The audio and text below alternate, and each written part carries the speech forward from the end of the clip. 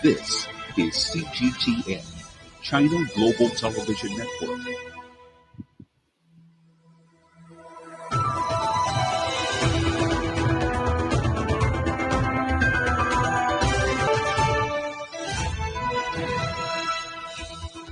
Live from CGTN Beijing, this is Asia Today. Hello and welcome. I'm Wangmang. It's 7 p.m. here in the Chinese capital, and your headlines on Asia Today. Nearly a year after protests racked Sri Lanka over its worsening economic crisis, the country is working to restructure a part of its $41 billion foreign debt in the next 5 years. Sri Lanka defaulted on its foreign debt in April 2022 and declared bankruptcy.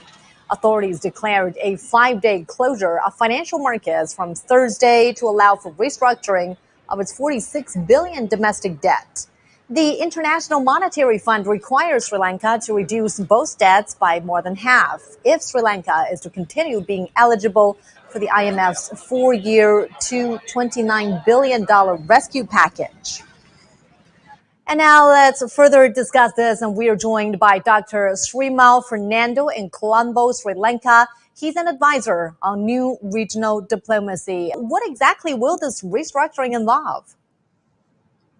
Yes, now the Sri Lankan president is going to submit the domestic debt restructuring plan this weekend. Sri Lanka has external also as well as domestic debt is around $83 billion in total. Out of that, 41 billion is external, 42 billion is domestic.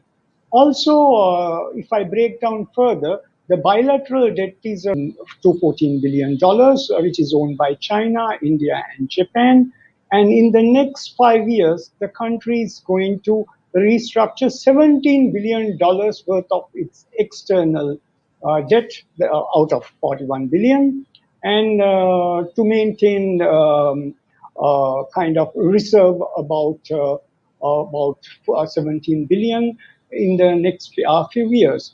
However, the country's GDP will shrink by 5% GDP due to affect the Employment Trust Fund as well as Employment Provident Fund. These are retirement funds of the government. There are a large number of public servants, about 1 point public servants who are involved in that. And also austerity measures as well as new tax increases, wage cuts, and also other aspects will affect the total domestic debt restructuring when it happens after this week. This is the unfolding story, and also a few more points if I take.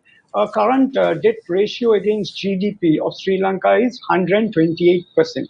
It has to be reduced to 106% by 2027, and by 2032, it has to go below 100%, that is 95%. These are the expectations of the International Monetary Fund, and the International Monetary Fund team will be expecting to come in the first week of September to review the first quarter release of the $2.9 billion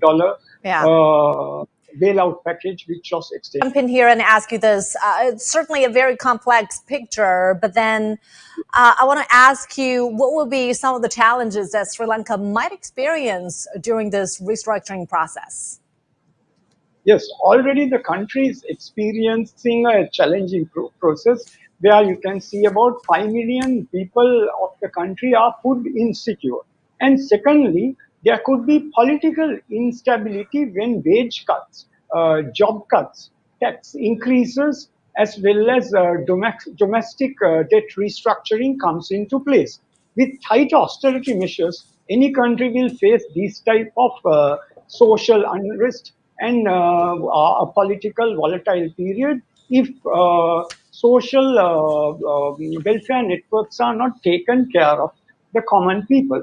So out of the 22 million people, about 80% live in regions, and 50% of the GDP comes from the Western province, which is 3 districts, which includes Colombo, as well as 2 other districts adjoining them.